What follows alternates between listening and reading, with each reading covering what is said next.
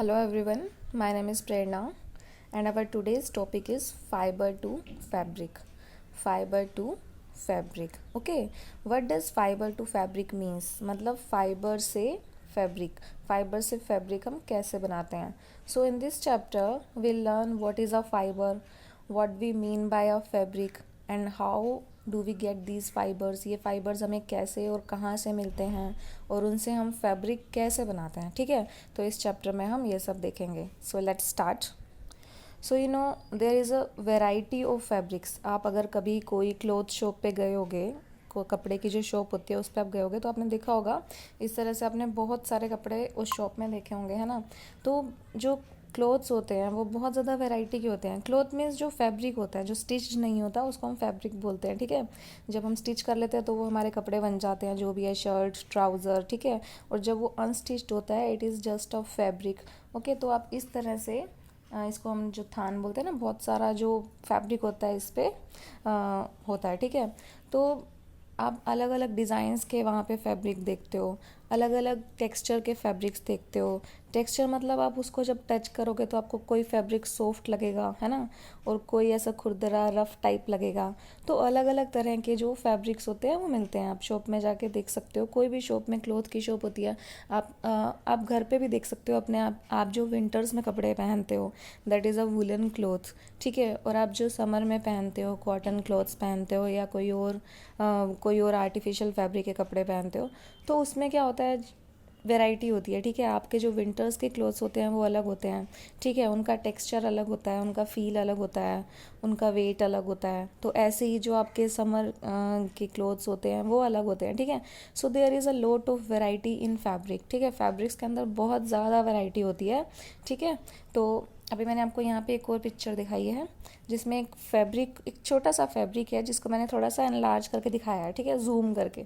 तो इस फैब्रिक में आप देखोगे ध्यान से, अगर आप इस फैब्रिक में देखोगे तो आपको छोटे छोटे थ्रेड्स दिखाई देंगे.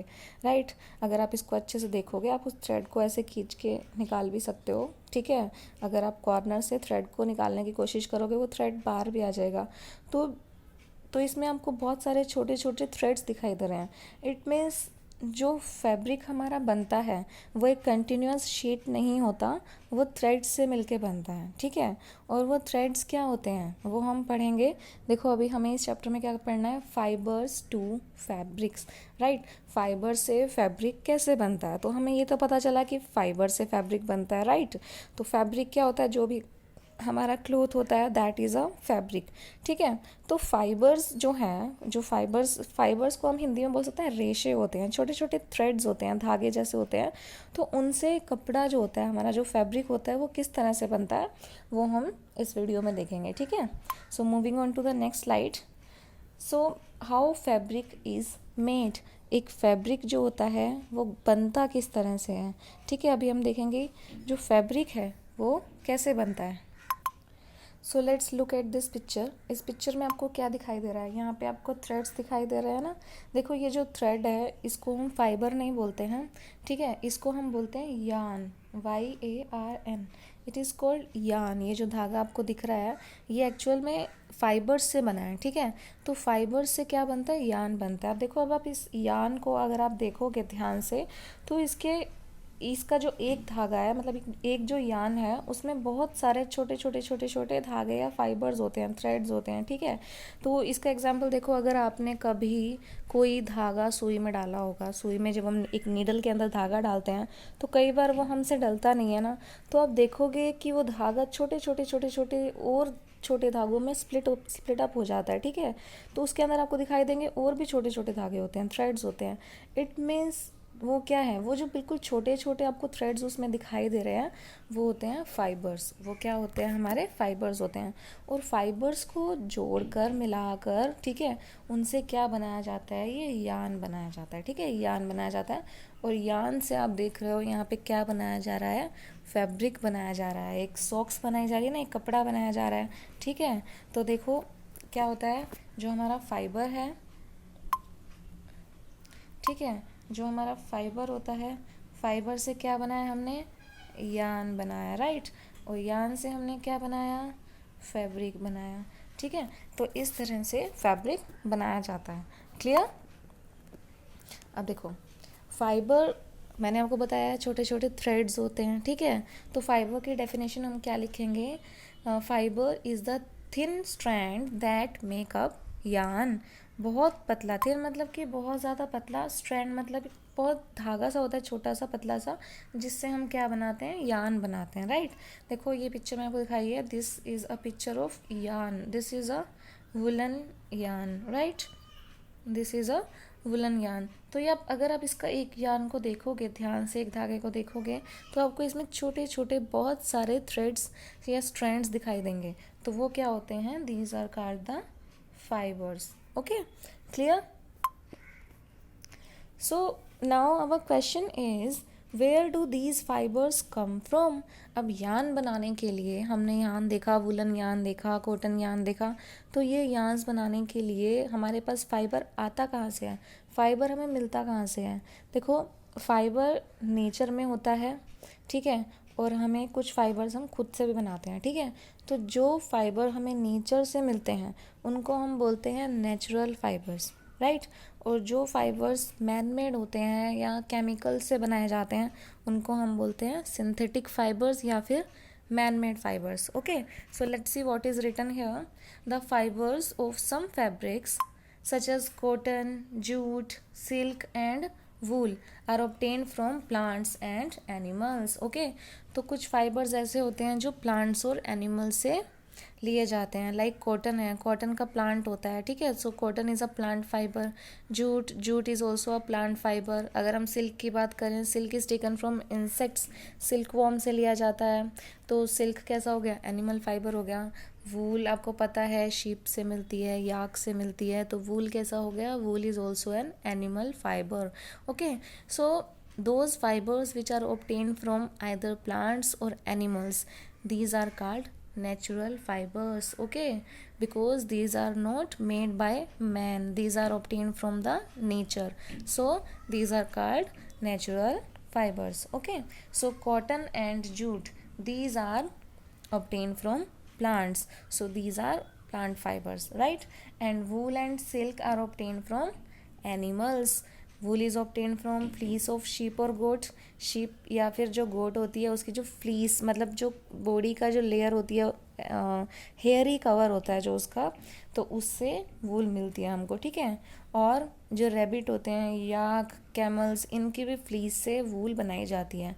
सो wool is a animal fiber. Okay, and if we will talk about the silk, silk fiber is drawn from the silkworm. Silkworm is an insect, तो silkworm से silk fiber obtain की जाती है, so it is also an animal fiber. Okay, so these are the natural fibers because these fibers are obtained from plants and animals. Okay, and plants and animals, you know, they are nature, right.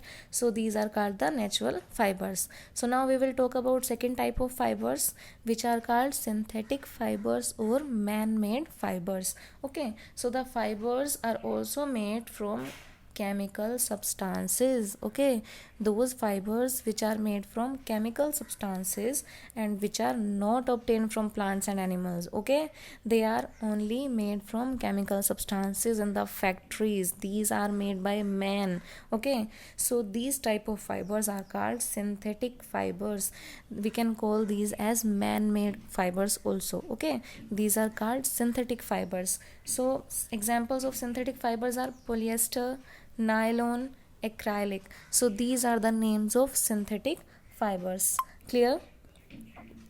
So in this chapter we will only talk about plant fibers. Okay, about animal fibers we will read in class 7th. Okay, so in this class we will talk about only plant fibers, and I told you I gave you the examples of plant fibers, which are these.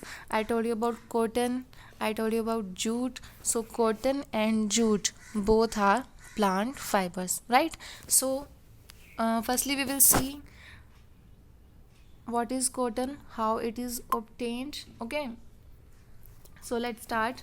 So cotton is obtained from the fields because it is grown. Cotton is a plant. Cotton एक पौधा होता है जिसको हम fields के अंदर grow करते हैं. ठीक है, आपने कॉटन प्लांट अगर कॉटन फील्ड नहीं देखा है तो मैंने आपको यहाँ पे एक पिक्चर अटैच की है. This is the picture of cotton field.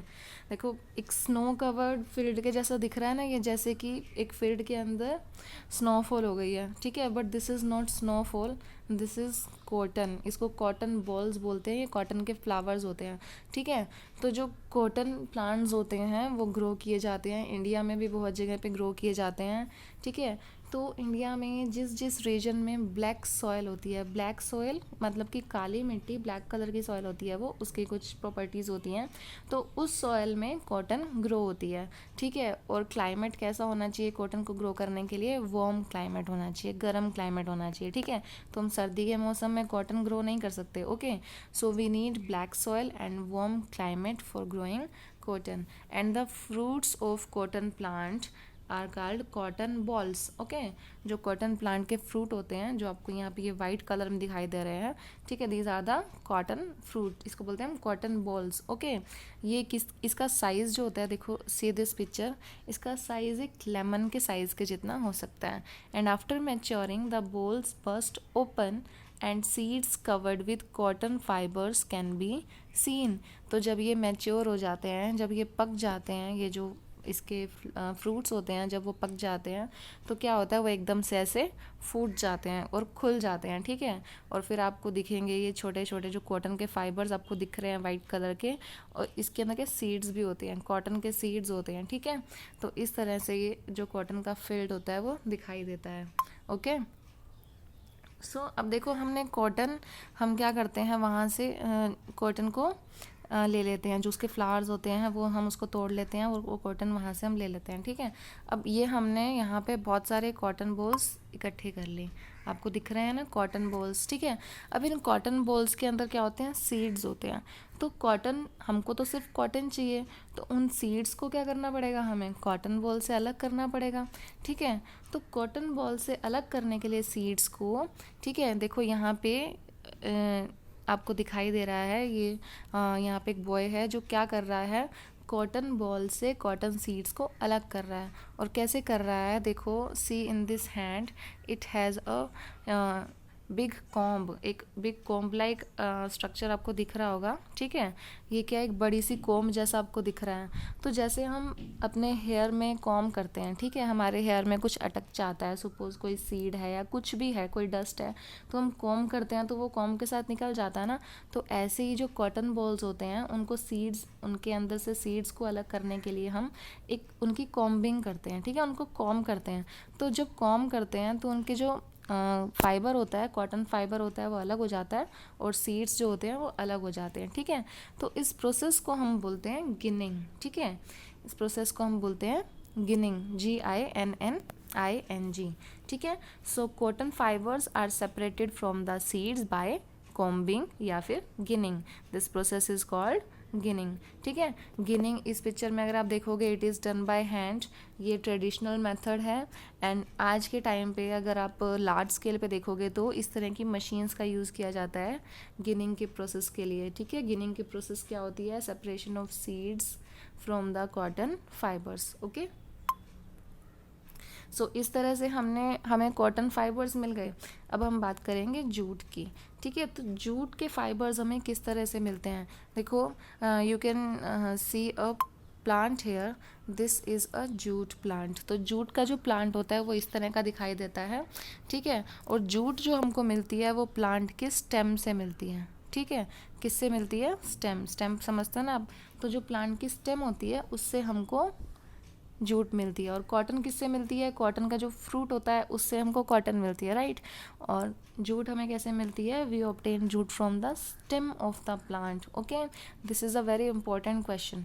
So jute fibre is obtain from the stem of the jute plant. It is cultivated during the rainy season. ठीक है, जो जूट प्लांट है उसको कब ग्रो किया जाता है, रेनी सीजन में ग्रो किया जाता है, बिकॉज इट नीड्स वाटर. और पानी की ज़रूरत कैसे होती है, लेट्स सी, हम आगे देखेंगे. तो इंडिया के अंदर जूट कहाँ कहाँ पे ग्रो किया जाता है, वेस्ट बंगाल में ग्रो किया जाता है, बिहार में ग्रो किया जाता है, एंड इन असम. ठीक है, तो इन 3 स्टेट्स में मेनली जूट प्लांट को ग्रो किया जाता है। बाकी स्टेट्स में भी किया जाता है बट लार्ज स्केल पे इन तीनों स्टेट्स में किया जाता है, ठीक है।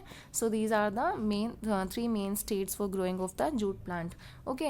अब देखो जो जूट प्लांट जब है उसको कब काटा जाता है, देखो आपको पता है ना, कोई भी क्रॉप जब ग्रो कर जाती है, मैच्योर हो जाती है, पक जाती है, तो उसको हम काट लेते हैं, मतलब कि उसको हार्वेस्ट कर लेते हैं।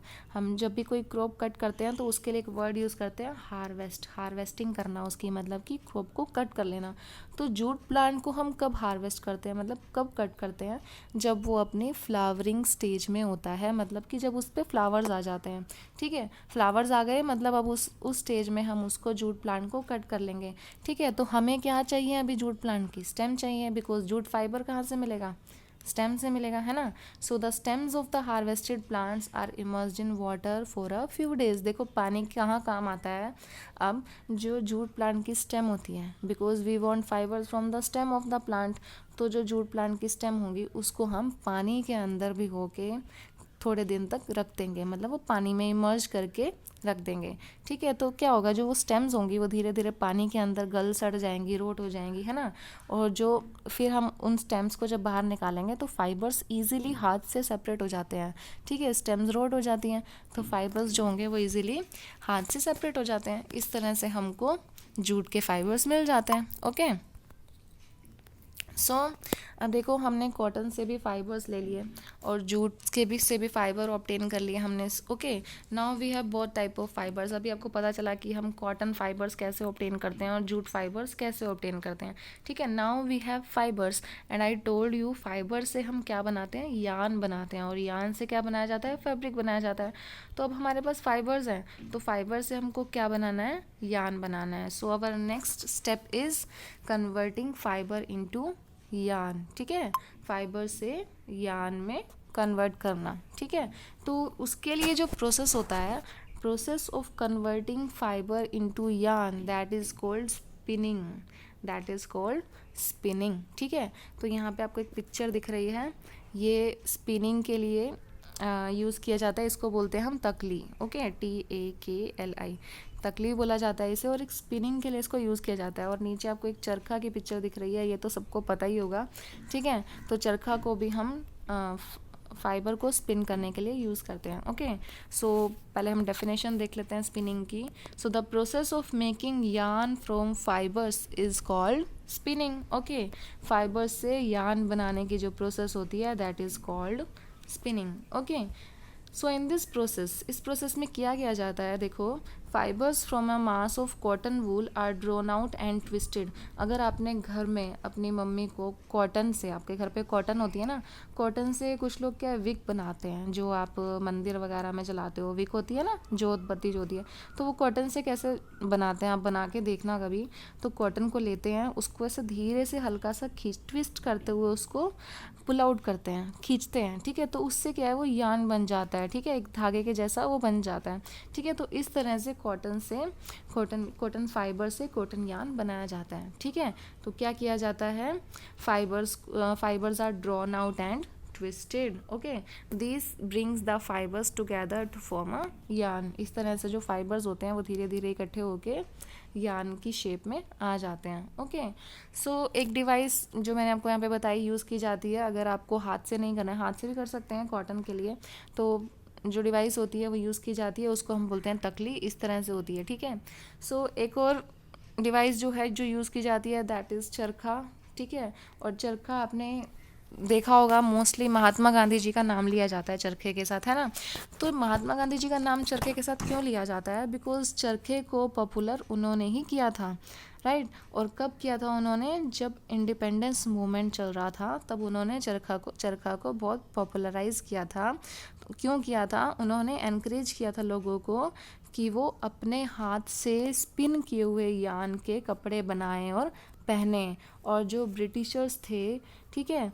तो ब्रिटिशर्स के वहाँ से जो बाहर से, इंडिया के बाहर से जो कपड़े आते हैं वो मत पहने, ठीक है, अपने हाथ से बनाएं, स्पिन करें और पहने, ठीक है। तो इसीलिए महात्मा गांधी जी ने चरखे को पॉपुलराइज किया था। Okay, spinning of yarn on a large scale is done with the help of spinning machines. देखो यहाँ पे जो ये तकली हो गया या फिर ट्विस्ट करके जो मैंने बताया आपको हाथ से, या फिर चरखा हो गया, these are used for small scale, ठीक है, आप घर में अपना यूज़ कर सकते हो, उसके स्मॉल स्केल यूज़ है इसका।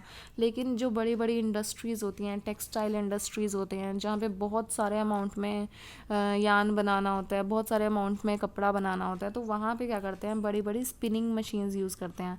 तो उन स्पिनिंग मशीन्स की हेल्प से फाइबर से यार्न बनाया जाता है, ठीक है। और स्पिनिंग करने के बाद क्या करेंगे, स्पिनिंग से हमारा यार्न तैयार हो गया, फिर यार्न से हम क्या बनाते हैं, फैब्रिक बनाते हैं। ओके, सो यार्न से हम क्या बनाएंगे, फैब्रिक बनाएंगे।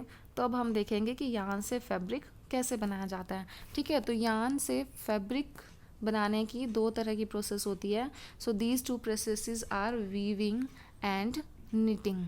वीविंग एंड नीटिंग, देखो दोनों में डिफरेंस क्या है, देखो दोनों ही क्या है, यार्न से फैब्रिक बनाने की प्रोसेस है।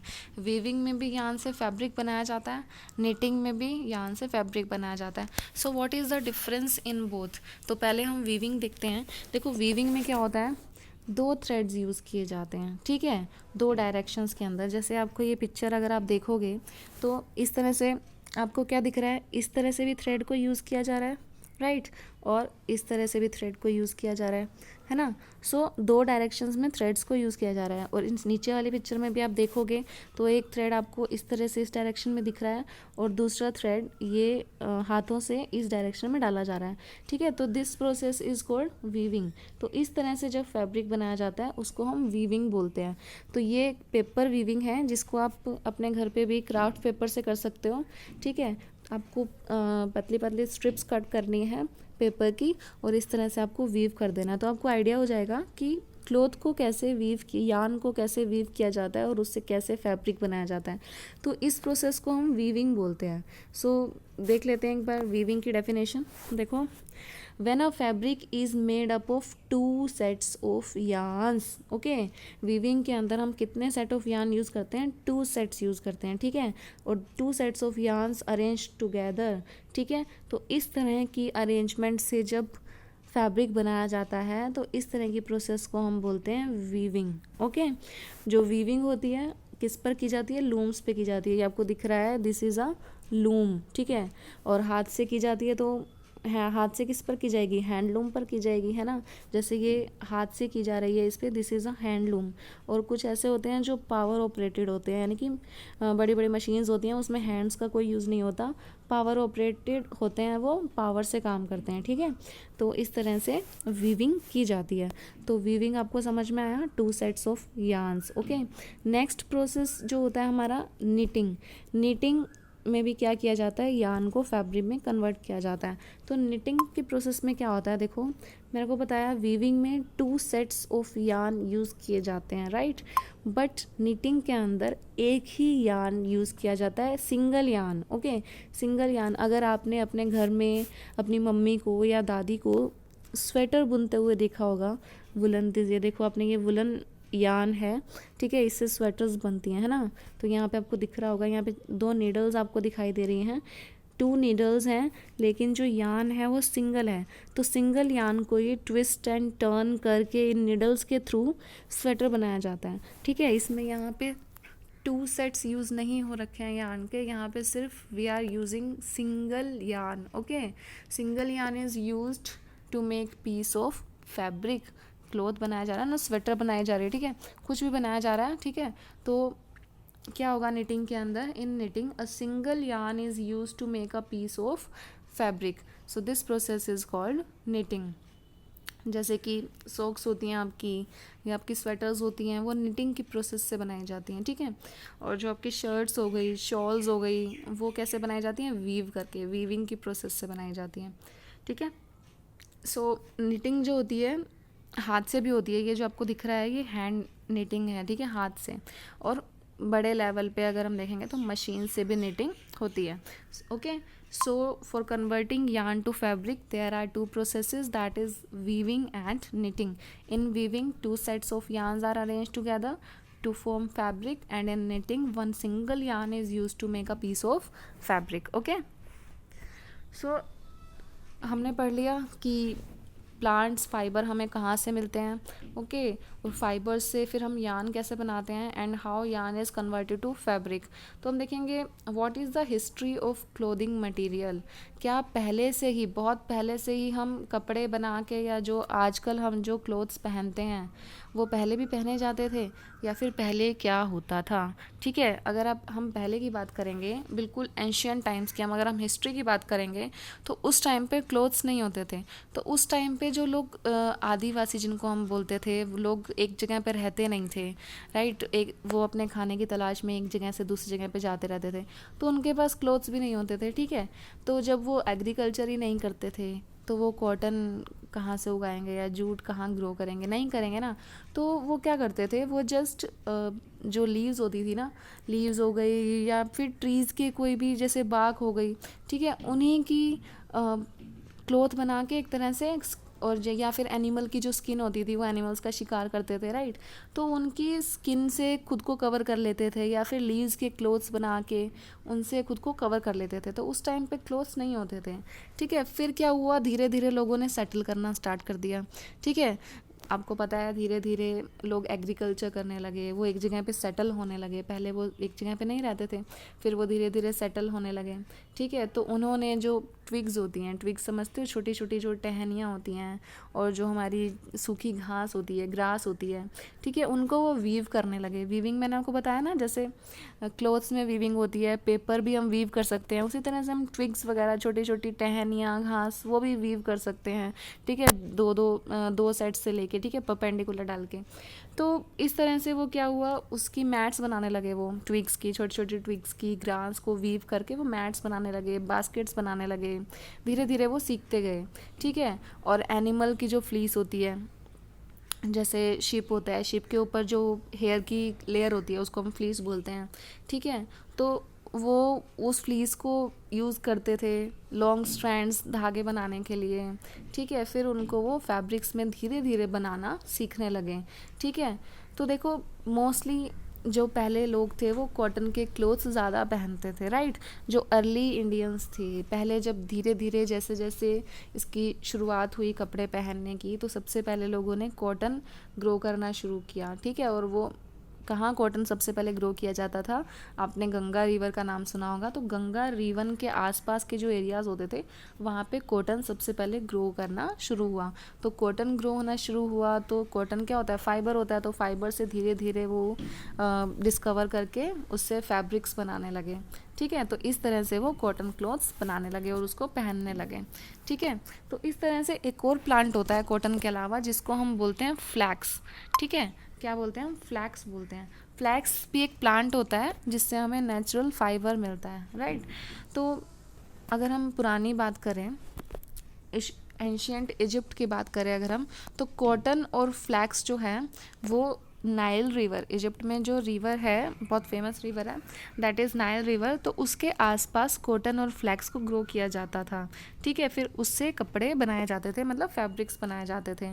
तो उस टाइम पे क्या होता था, देखो स्टिचिंग नहीं आती थी. स्टिचिंग धीरे धीरे बाद में, देखो धीरे धीरे हर स्टेप वाइज सब लोग सीखना स्टार्ट करते हैं. ठीक है, जैसे पहले उनको फाइबर्स का भी नहीं पता था, धीरे धीरे उनको फाइबर्स डिस्कवर हुए, फिर उन्होंने फैब्रिक बनाना स्टार्ट किया. उन्होंने फैब्रिक तो बना लिया, लेकिन उनको स्टिचिंग नहीं आती, तब तक स्टिचिंग डिस्कवर नहीं हुई थी.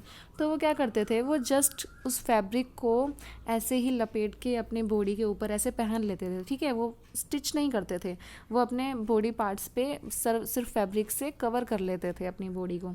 ठीक है, तो जैसे जैसे सीविंग नीडल आई, सुई जो होती है, फिर स्टिचिंग मशीन्स आने लगी, तो धीरे धीरे फैब्रिक्स को स्टिच करके वो उससे क्लोथ्स बनाने लगे.